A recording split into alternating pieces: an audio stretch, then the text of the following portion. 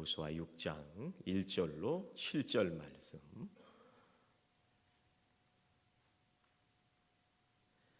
함께 봉독하시겠습니다. 이스라엘 자손들로 말미암아 여리고는 굳게 닫혔고 출입하는 자가 없더라.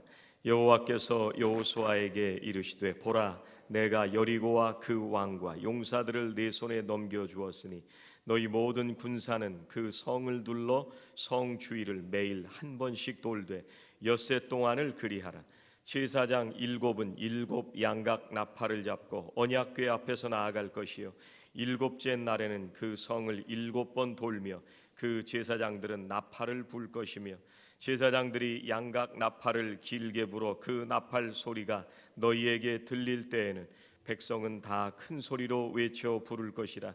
그리하면 그 성벽이 무너져 내리리니 백성은 각기 앞으로 올라갈지니라 하시매 눈의 아들 여호수아가 제사장들을 불러 그들에게 이르되 너희는 언약궤를 메고 제사장 일곱은 양각 나팔 일곱을 잡고 여호와의 궤 앞에서 나아가라 하고 또 백성에게 이르되 나아가서 그 성을 돌되 무장한 자들이 여호와의 궤 앞에서 나아갈지니라 하니라. 아멘. 아멘.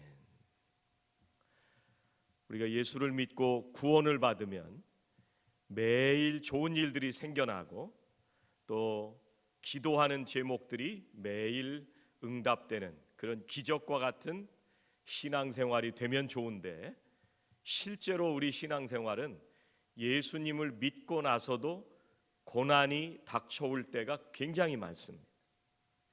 이스라엘 백성들도요, 가나안 땅까지 올 때까지 정말 죽도록 고생하면서 왔습니다. 인생의 수많은 고비를 넘기면서 왔습니다. 이 사람들이 그걸 계획해서 나는 고난을 당해야지 이렇게 생각한 사람은 없습니다. 이 사람들이 생각지도 못했던 수많은 위기들을 겪으면서 하나님께서 약속하신 땅까지 왔습니다.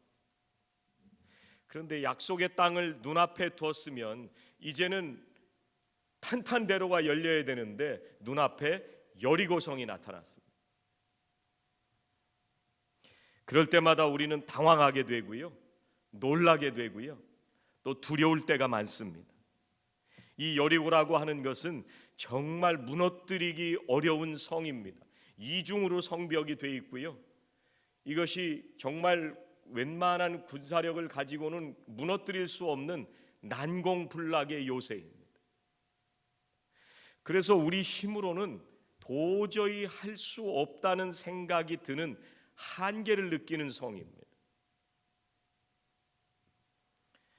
여러분, 우리가 인생을 살아가면서 무너지지 않고 해결되지 않는 것은 여리고 성만이 아닙니다. 목회도 그렇고요, 우리가 사는 것도 그렇고요, 우리가 여리고성을 맞닥뜨리는 것 같은 경험을 할 때가 굉장히 많습니다.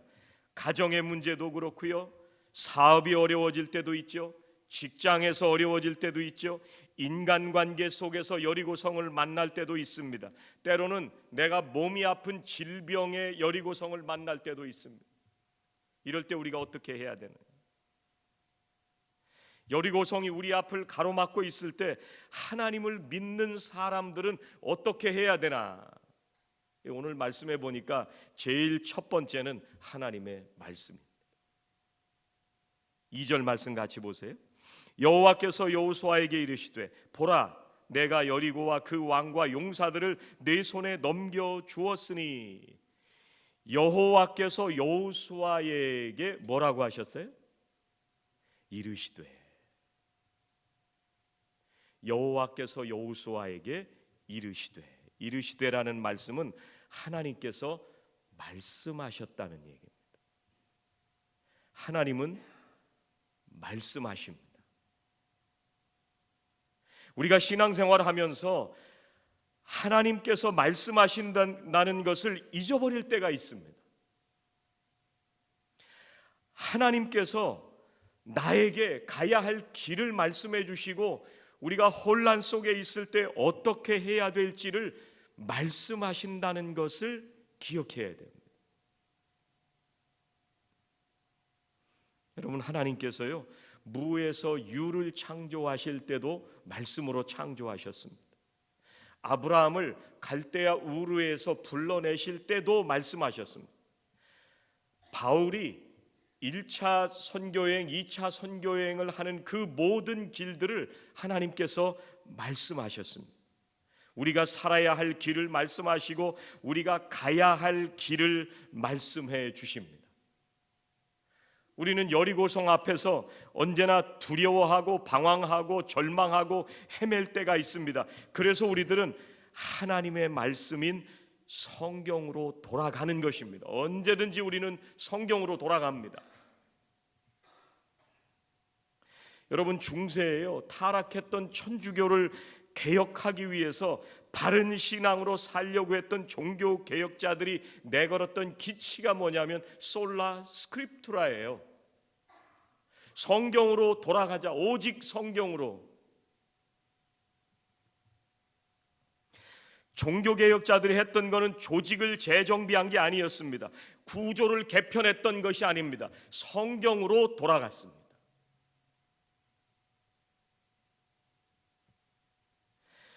여러분, 우리들이 많은 교단을 만날 때가 있습니다. 여러분, 장로교 교리가 맞을까요? 성결교 교리가 맞을까요? 여러분, 감리교 교리가 맞을까요? 침례교 행정이 맞을까요? 뭐가 맞을까요? 어느 교단이 맞을까요? 성경이 맞습니다.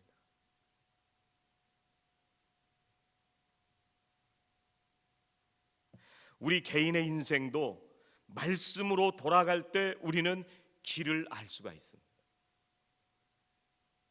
4절 말씀해 보시면 제사장 7은 7 양각 나팔을 잡고 언약궤 앞에서 나아갈 것이요.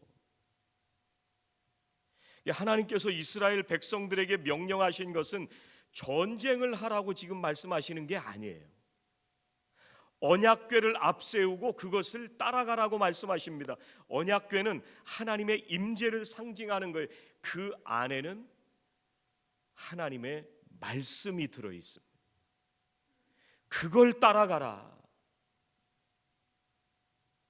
하나님은 군사를 말씀하시지 않았습니다. 전쟁의 전략을 말씀하시지 않았습니다. 전쟁의 무기에 대해서 말씀하시지 않았습니다. 언약궤를 말씀하셨습니다. 여러분, 요즘은 시대가 변해서 이게 변하는 게 맞는지 아닌지는 모르겠지만 이런 모습을 보기가 어려운데, 이사하고 나면 하나님 앞에 가장 먼저 예배를 드렸습니다. 왜 예배를 드리느냐? 여기까지 인도하신 하나님 감사합니다.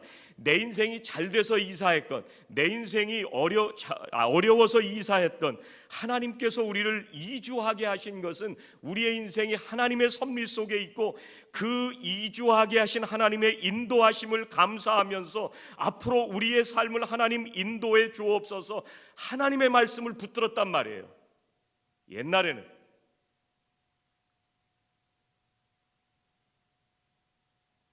하나님, 앞으로 우리의 가정을 인도해 주옵소서, 내 인생과 가정을 하나님께 맡기고 의지하며 나아가겠습니다.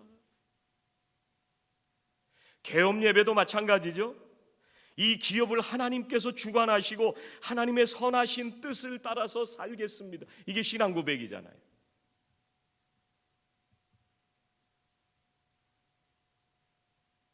1절 말씀 다시 보시겠습니다. 이스라엘 자손들로 말미암아 여리고는 굳게 닫혔고 출입하는 자가 없더라. 근데 이걸 세번역으로 읽다 보니까요, 이게 우리 신앙 생활을 하는 데에 조금 더 이해할 수 있도록 번역을 해놨습니다. 세번역으로는 이렇게 번역을 합니다. 여리고 성은 이스라엘 자손을 막으려고 굳게 닫혀 있었고 출입하는 사람이 없었다. 이스라엘 백성들을 막으려고 그런 거예요. 우리가 믿음으로 살아가려고 하는데, 우리가 말씀을 따라 살려는 것을 사탄은 늘 막으려고 합니다.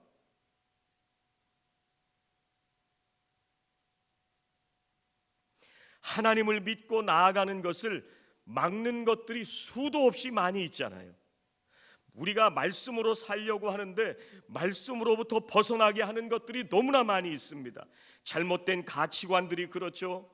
우리가 가지고 있는 원망과 불평과 불만들이 나를 그렇게 만들죠. 나의 욕심과 정욕들이 그렇게 만들죠. 세상의 많은 유혹들이 나를 그렇게 만들죠. 하나님의 말씀으로부터 벗어나게 하는 수많은 것들이 우리를 가로막을 때가 있습니다.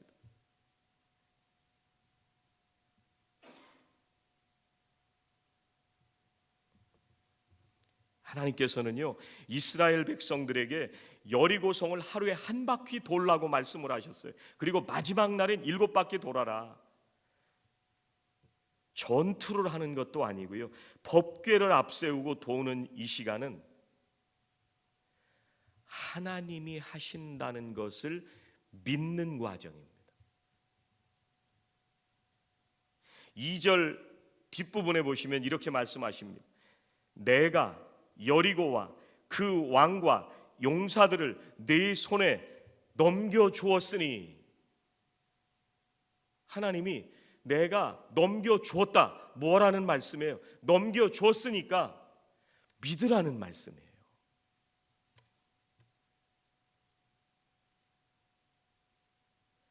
내가 네 손에 넘겨주었으니까 내 말을 믿고 돌아라. 이 이해가 안 되는, 상식적으로 말이 안 되는 이걸 하는데 내가 넘겨주었지 않냐, 이걸 믿어라, 그 말씀을 하시는 거예요. 중요한 건 전쟁을 해서 적을 쓰러뜨리는 게 문제가 아니고요, 진짜 문제는 네가 내 말을 믿느냐 하는 게 중요한 문제예요.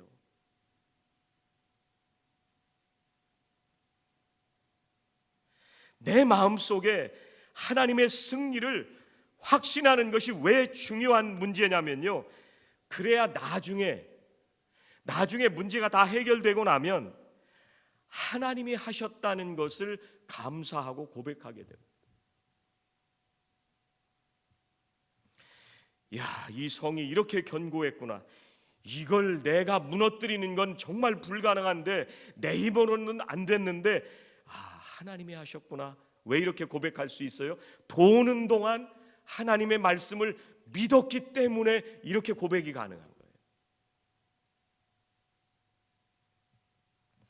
여러분, 시대가 달라져도 이것은 동일합니다. 하나님의 말씀으로 돌아가야 됩니다.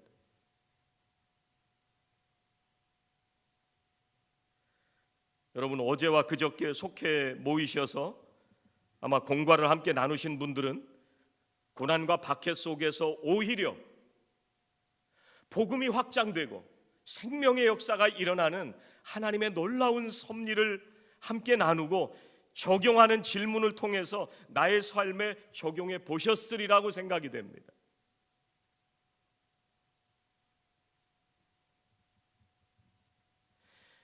여러분, 박해를 지나가면서 이 초대교회 성도들이 하나님의 말씀을 붙들고 산 거예요. 박해가 오면 도망치기가 쉽지 오히려 복음을 전하는 쪽으로 가지 않습니다. 여러분, 우리가 3년 동안 팬데믹을 지나면서 하나님께서 왜 이런 일들을 우리에게 허락하셨을까 말씀을 붙들고 굉장히 많이 고민하고 씨름했잖아요. 지금 지나왔습니다.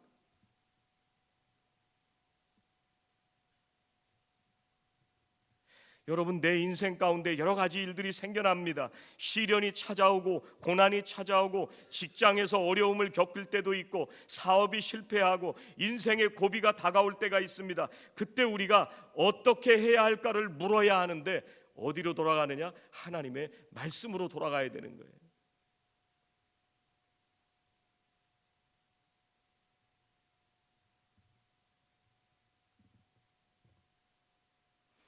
두 번째, 우리가 어떻게 해야 되느냐? 두 번째는 예배입니다. 4절에 이렇게 말씀합니다.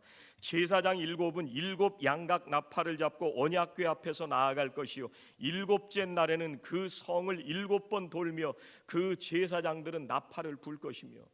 이게 말도 안 되는 명령이죠. 이스라엘 백성들이 법궤를 앞세우고 나간다. 이 양각 나팔을 분다는 얘기는요, 한번 길게 불잖아요. 이거 유튜브 같은 거 한번 들어보세요. 한번 느낌은 아시게 될 겁니다. 한번 길게 불면 왕이 오신다는 얘기. 3번 짧게 불면 돌이켜라, 회개하라, 그런 나팔입니다. 9번 짧게 불면은요, 왕이 곧 오신다, 깨어나라, 이런 나팔이에요. 강하고 길게 불면은요, 왕이 오셨다는 나팔입니다. 지금 이 사람들이 법궤를 앞세우고 양각 나팔을 불면서 하나님께서 오신다고 하는 것을 모든 백성들에게 알리고 그렇게 나아가는 이유는 이스라엘 백성들이 하나님을 보라는 얘기예요. 하나님을 경배하라는 얘기예요. 이스라엘 백성들이 법궤를 모시고 나간다는 것은 하나님을 모시고 간다는 거예요. 하나님이 아니면 안 된다는 말씀이에요. 하나님께서 도와주셔야만 살 수 있다는 말이에요. 하나님께서 해결해 주셔야만 이 문제를 벗어날 수 있다는 고백이에요. 그래서 누굴 바라보느냐? 하나님 바라보는 거예요. 여러분, 오늘 말씀을 읽진 않았지만 이 앞에 4장과 5장엔 무슨 얘기가 나오냐면, 이 여리고 성을 공격하기 전에 이스라엘 백성들이 뭘 했느냐면요, 요단강을 건너자마자 길갈이라는 곳에 모였습니다. 그 길갈에서 뭐를 했냐면 요단강 바닥에서 12개의 돌을 가져다가 12지파를 상징하잖아요. 그 돌을 세워놓고 하나님 앞에 예배드렸어요. 하나님께서 하신 일을 기억하는 거예요. 하나님을 경외하고 두려워하는 거예요. 이게 예배잖아요. 또 이 길갈이라는 곳에서 이스라엘 백성들이 뭐를 했냐면 가나안 땅에서 쭉 이제 가나안 땅까지 오는 과정에서 할례를 못 받았어요. 거기서 정결하게 할례를 받고 이 이스라엘 백성들이 처음으로 유월절을 지냅니다. 이제 약속의 땅에 도착해서 하나님께 감사합니다. 하나님 우리를 구원해 주셔서 감사합니다. 하나님께 예배한 거예요. 여러분, 우리가 주일날 모여서 예배드리는 거는요, 한 주간을 살아가면서 내가 내 힘으로 살지 못하는데 하나님을 의지하는 거예요. 하나님을 바라보는 거예요.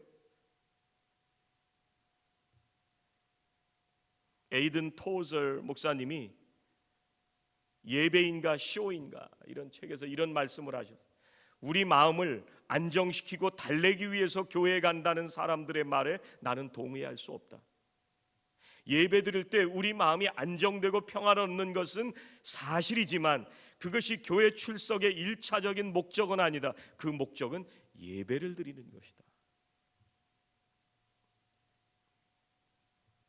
예배를 드리면서 하나님을 바라보고 이제 우리가 하나님 뜻대로 살겠습니다. 하나님 앞에 헌신합니다. 나의 삶을 올려드립니다. 한 주간의 내 삶을 하나님 인도하여 주옵소서. 내가 살아가는 이 일주일을 하나님 인도해 주옵소서. 하나님 나를 사용하여 주옵소서. 한 주간 동안 주님의 도구로 살겠습니다.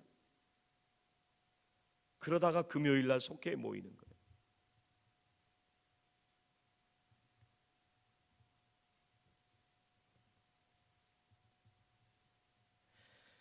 여러분, 세 번째는 뭐냐면요, 순종입니다. 순종. 오늘 여호수아의 모습이 굉장히 인상적입니다. 6절 말씀에 보니까 눈의 아들 여호수아가 제사장들을 불러 그들에게 이르되, 이렇게 말씀하십니다. 1절부터 5절까지 하나님께서 쭉 말씀하시고 6절에 눈의 아들 여호수아가 제사장들을 불러 그들에게 이르되, 하나님께서 말씀하셨을 때 여호수아가 바로 제사장들을 불러서 하나님께서 말씀하신 그대로 제사장들에게 말을 했어요. 오늘 말씀을 봉독하실 때 여러분도 느끼셨겠지만 하나님께서 말씀하신 걸 똑같이 두 번이 나옵니다. 하나님께서 말씀하신 그대로 제사장들에게 말을 한 거예요. 하나님을 믿었다는 얘기죠. 여러분, 여호수아는 궁금해하지 않았습니다. 오늘 성경 앞뒤를 아무리 찾아봐도 여호수아가 아니 하나님 왜 이런 말도 안 되는 명령을 하십니까? 질문을 한 적이 없습니다. 아니 하나님, 이렇게 가봐야 아무 소용이 없을 텐데, 아니 군사를 더 보내주셨으면 좋은데, 하나님 미사일이라도 보내주시든지 포대를 미리 배치해 주시든지 법궤를 가지고 나가라고요? 하나님, 이거 합리적으로 안 맞는 얘기인데요. 여호수아는 그렇게 물어본 적이 없습니다. 그냥 하나님께서 말씀하신 대로 따랐습니다. 여러분, 우리가 다른 사람들의 말을 들을 때 그 사람 말을 믿는 사람도 있고 안 믿는 사람도 있죠. 왜 믿어요? 그분이 평상시부터 그 말을 믿을 수밖에 말하는 인격을 가지고 있기 때문에 그래요.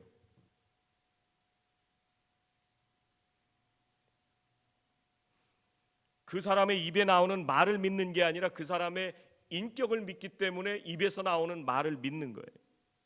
여러분, 하나님이 어떤 분이셨어요? 지금까지 이스라엘 백성들을 광야에서 인도하신 하나님이세요. 그동안 반석에서 물을 내주신 하나님이세요. 홍해를 건너게 하신 하나님이십니다. 요단강을 건너게 하신 하나님이십니다. 그 하나님을 믿는 거예요.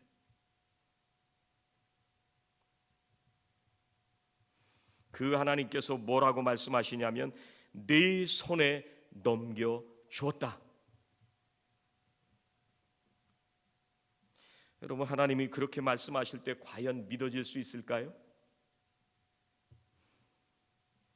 그 생각을 좀 해봤습니다. 하나님이 나한테 내가 내 손에 넘겨주었다, 이게 믿어질까? 아무 징조도 보이지도 않는데 하나님 지원부대가 왔으면 그 말을 좀 믿을 텐데요. 이게 믿어질까 생각을 해봤습니다. 우리는 수도 없이 내 마음과 싸워야 됩니다. 수도 없이 결단을 해야 믿어지고요, 수도 없이 헌신을 해야 우리가 믿어질 수가 있습니다. 이게 믿어질까 이렇게 고민하다가 깨닫게 된 게 뭐냐면, 하나님께서 믿어지게 하셨구나.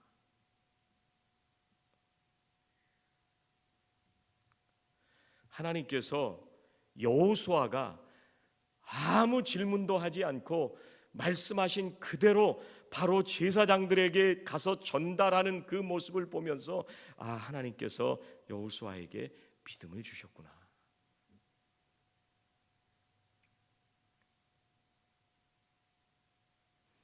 3절에 이렇게 말씀합니다. 너희 모든 군사는 그 성을 둘러 성 주위를 매일 한 번씩 돌되 엿새 동안을 그리하라. 이 이스라엘 백성들이 누구라고 그래요? 모든 군사는, 군사를 내보냈는데요, 그냥 한 바퀴 돌래요. 군사라고 불렀으면 총검수를 한 번 더 연습해 봐라.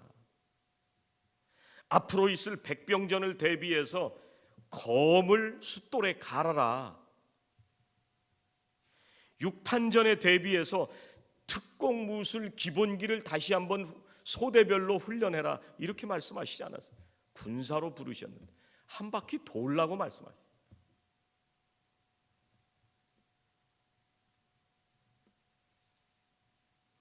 상식을 뛰어넘는 일들을 하게 하십니다.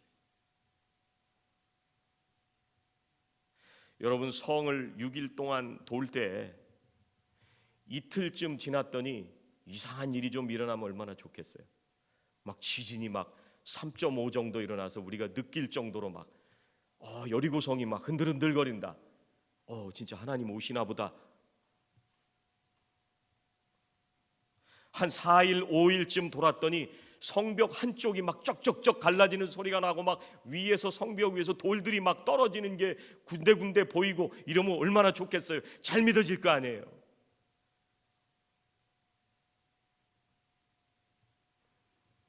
하나님께서 말씀하신 대로 마지막 날 다 돌고 나서 함께 함성을 지를 때 성이 무너져요.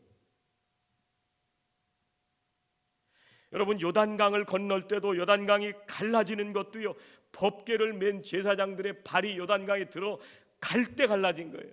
미리 좀 막 바람도 불어오고 폭풍우도 불어와서 조만간에 갈라지겠구나, 하나님이 여기 오시는구나, 이게 좀 보이면 얼마나 좋겠어요.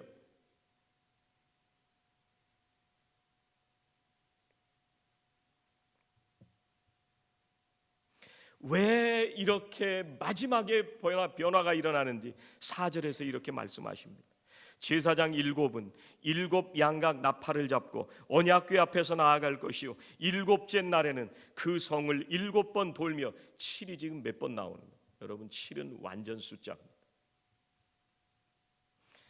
하나님께서 완전하게 역사하시는 그 때가 올 때까지 변화가 일어나지 않을 수도 있습니다.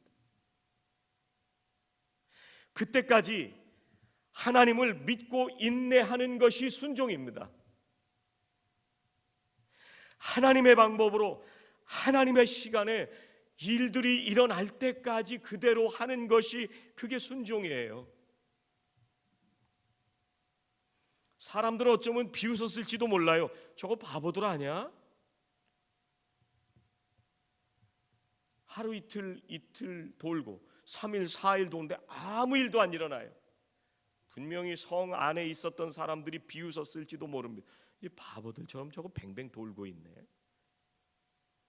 여러분, 노아가 방주를 짓는 동안요, 그 수많은 세월 동안 사람들이 비아냥거리고 조롱을 했습니다. 그런데 노아는 정말 비가 내리는 순간까지 방주를 완성한 거예요. 이게 믿음이죠. 이게 신뢰고 이게 순종입니다.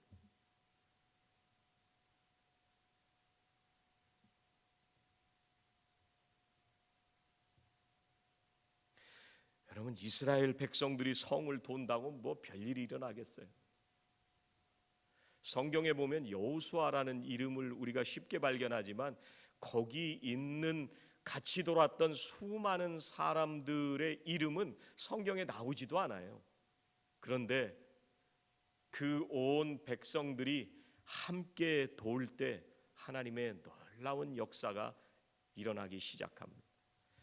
여러분, 우리가 주일날 예배로 모이고 속회로 모일 때요, 세상 사람들이 우리가 모인다고 뭐 대단하게 주목하던가요? 아니, 저 피곤해 죽겠는데 왜 모여? 세상 사람들은 이해도 할 수 없는 일을 우리들이 모이고 있습니다. 그런데 우리가 모여서 우리가 삶을 나누고 하나님의 역사하심과 하나님께서 일하신 감사를 함께 나누게 될 때 그 안에서 역사가 일어나는 거예요. 우리가 함께 모여서 간증을 하고 그 서로를 위해서 기도하는 속에서 우리의 인생이 바뀌는 역사가 일어나는 거예요. 이걸 사람들은 모르는 거예요.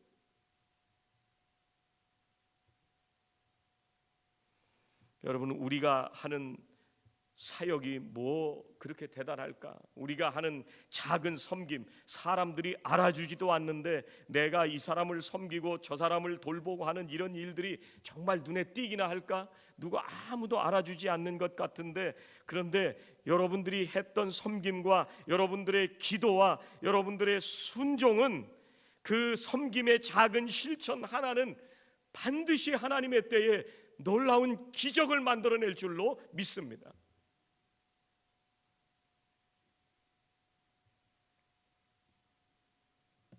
여러분, 하나님의 길을 인내로 순종하면서 갈 때요, 사람들이 야, 잘한다 박수 쳐주지 않아요. 오히려 조롱합니다. 그런데 그것을 견디어낼 수 있는 것은 하나님을 믿기 때문입니다. 하나님의 신실하신 약속, 하나님의 그 말씀을 믿기 때문에 그렇습니다. 그래서 우리는 주일날 모여서 하나님을 예배하는 거예요. 한 주간 세상을 나가기 전에 한 주일의 시작이 주일이잖아요. 우리가 한 주간을 오늘 시작하면서 앞으로 내가 6일을 세상 가운데 살아갈 텐데 6일 동안 살아가는 동안 하나님 나와 동행하옵소서. 하나님, 내가 말씀으로부터 벗어나지 않게 하옵소서. 하나님, 나의 마음과 생각을 이끌어 주셔서 내가 하나님을 잊지 않게 하옵소서. 하나님께서 함께 해 주셔야만 내가 인생을 살아갈 수가 있습니다.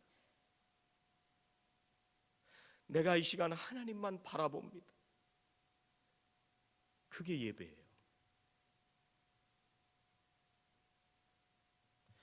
우리 힘으로 해결할 수도 없는 수많은 두려운 문제들 앞에서 그 문제들을 내가 네게 넘겨주었다 말씀하시는 하나님의 말씀을 믿고 나아가는 우리 성도님들의 인생 가운데 하나님께서 섭리하시는 은혜와 구원의 역사를 경험하게 되시기를 주의 이름으로 축원합니다. 기도하시겠습니다. 하나님, 우리 눈앞에 다가와 있는 여리고와 마주치고 있습니다. 하나님의 말씀으로 돌아가기 원합니다. 하나님 한 분만을 바라보기 원합니다. 하나님의 시간에 하나님의 방법으로 우리를 구원하시고 우리를 인도하시는 하나님을 믿습니다. 우리에게 믿음을 더하여 주시옵소서. 하나님의 말씀에 인내함으로 순종하여 하나님의 은혜와 구원의 역사를 오늘도 간증하게 하여 주시옵소서. 예수님의 이름으로 기도하옵나이다. 아멘.